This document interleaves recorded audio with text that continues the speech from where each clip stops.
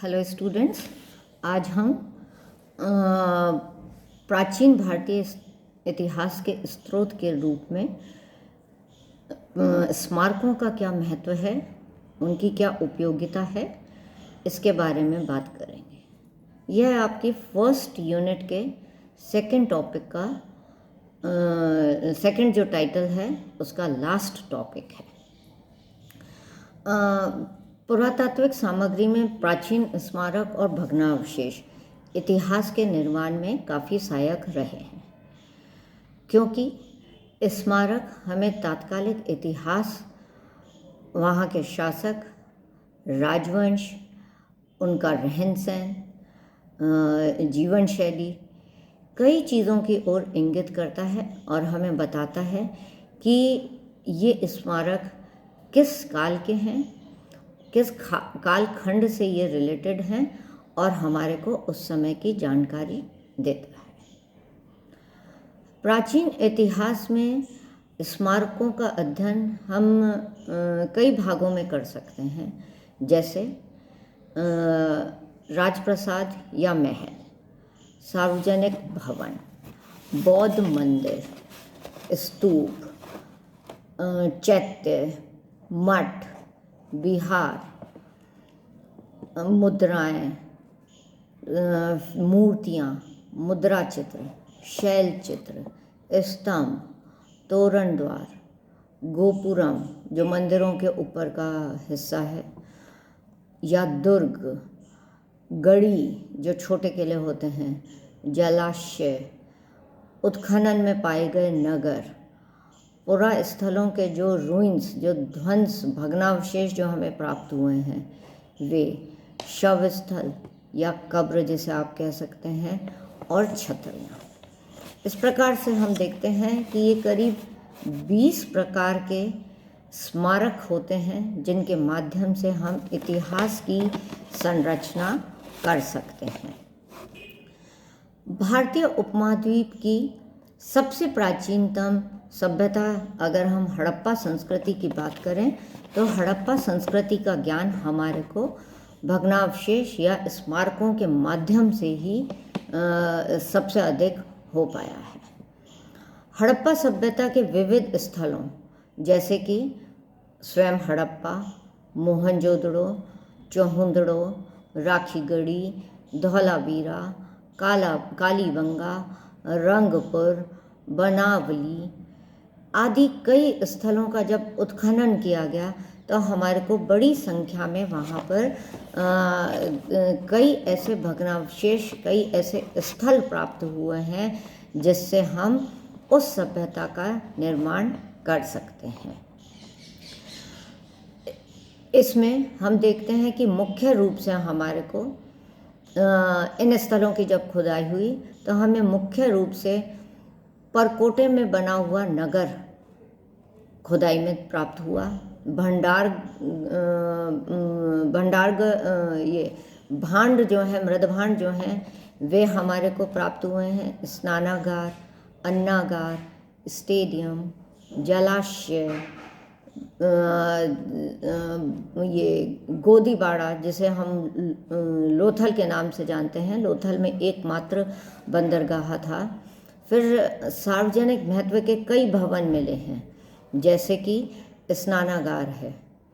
या फिर हमारे को कई जगह पे ऐसे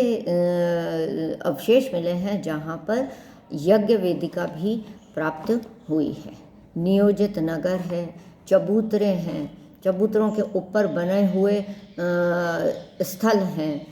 या फिर कई जगह हमारे को कब्रगाह भी प्राप्त हुई है जहाँ हमारे को एक साथ शव जलाए जाते रहे होंगे उसका अनुमान प्राप्त होता है।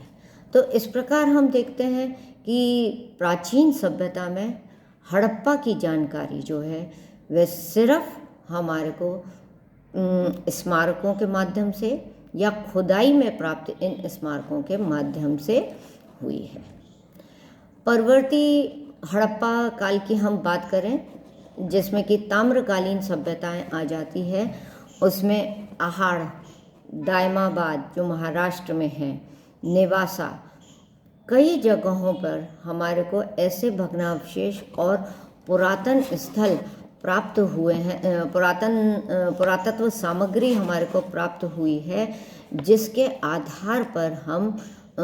उपकरणों औजारों जो बर्तन प्रयोग में लिए जाते रहे हैं उसके आधार पर हम सभ्यता के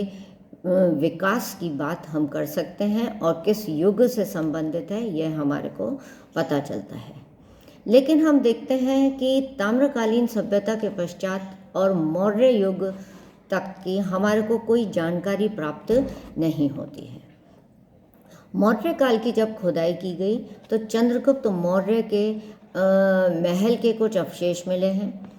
फिर अशोक के महल के अवशेष मिले हैं, जिसके आधार पर यह कहा गया है कि अशोक के महल 1000 स्तंभों का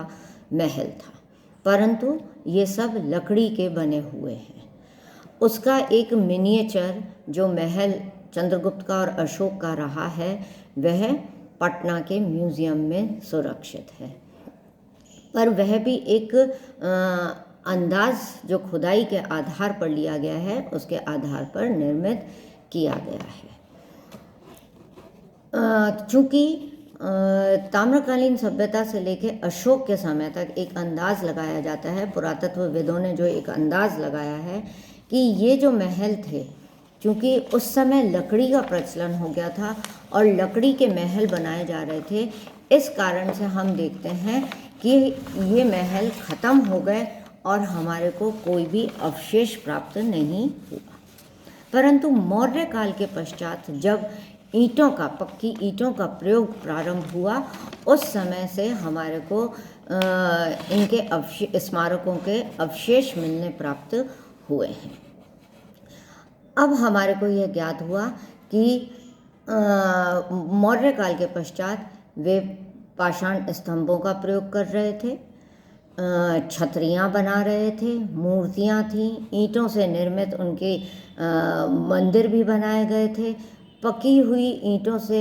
निर्मित हमारे को मूर्तियाँ भी पर्याप्त मात्रा में प्राप्त हुई हैं।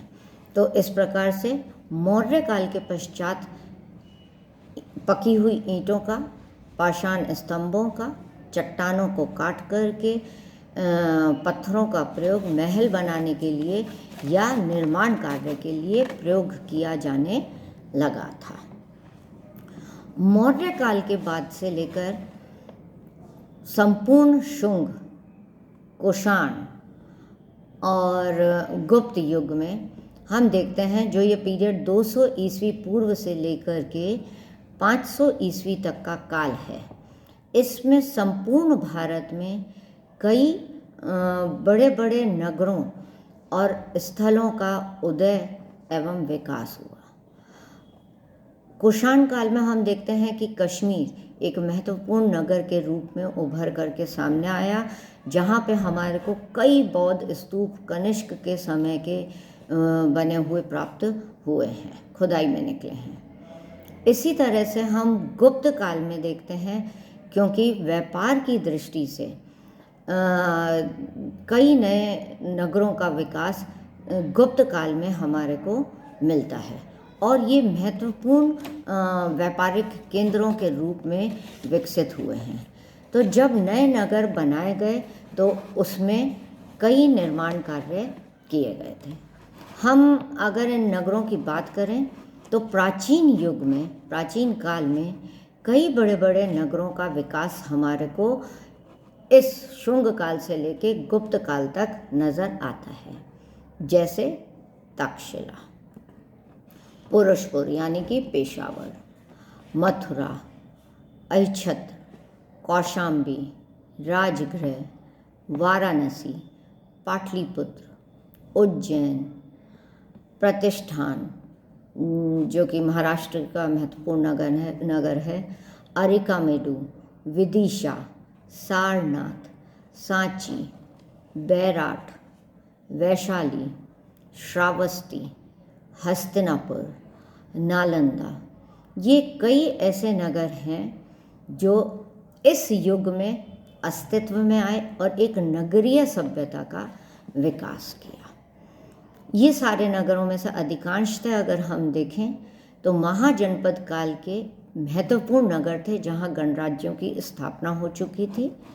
साथ ही साथ व्यापारिक नगर के रूप में भी ये काफ़ी प्रसिद्ध रहे हैं। और अगर हम बात करें तो भारत में उत्तर भारत के जो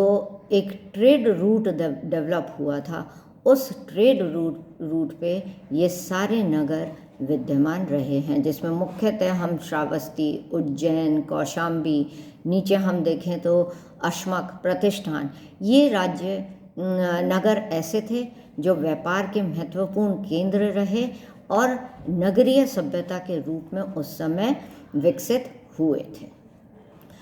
बौद्ध वास्तु के उदय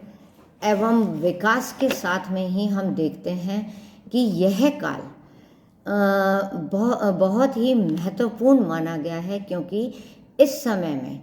बौद्ध स्तूप और मठ, चैत्य और विहारों का निर्माण बड़ी संख्या में किया जाने लगा था। और ये स्मारक हमारे को उस समय की न केवल निर्माण कार्य वरन कला एवं संस्कृति दोनों का ही ज्ञान हमारे को देते हैं। गुप्त काल में जिस प्रकार से मंदिर वास्तु का उदय हुआ, वैष्णव धर्म के उदय के साथ ही उत्तर भारत में गुप्त काल में बहुत सारे मंदिरों का निर्माण हुआ और वास्तु के एक महत्वपूर्ण शैली को उन्होंने विकसित किया था, जिसका चरमोत्कर्ष हम राजपूत युग में जाकर के देखते हैं।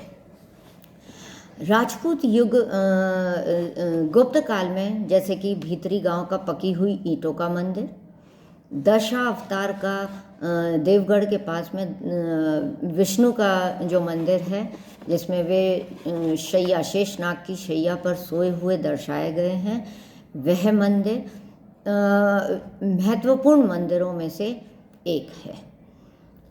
इन मंदिरों में हम देखते हैं पकी हुई ईंटों का प्रयोग किया गया है और कलात्मक दृष्टि से ये महत्वपूर्ण माना गया है। इसमें नागर शैली का प्रयोग है और साथ ही साथ हम देखते हैं कि कला की बारीकियों का इसमें महत्वपूर्ण ध्यान रखा गया है। वहीं अजंता की गुफाओं में जिस प्रकार की चित्रशैली बुद्ध के जीवन से संबंधित घटनाओं को चित्रों के माध्यम से दर्शाया गया है, वह बहुत ही महत्वपूर्ण है, जो बुद्ध से संबंधित जानकारी हमारे को देता है। इसके अतिरिक्त हम देखते हैं अजंता की गुफाओं में ही बौद्ध मठ और चैत्य हमारे को निर्मित नज़र आते हैं। राजपूत युग में जब हम आते हैं तो इस समय खजुराहो के मंदिरों को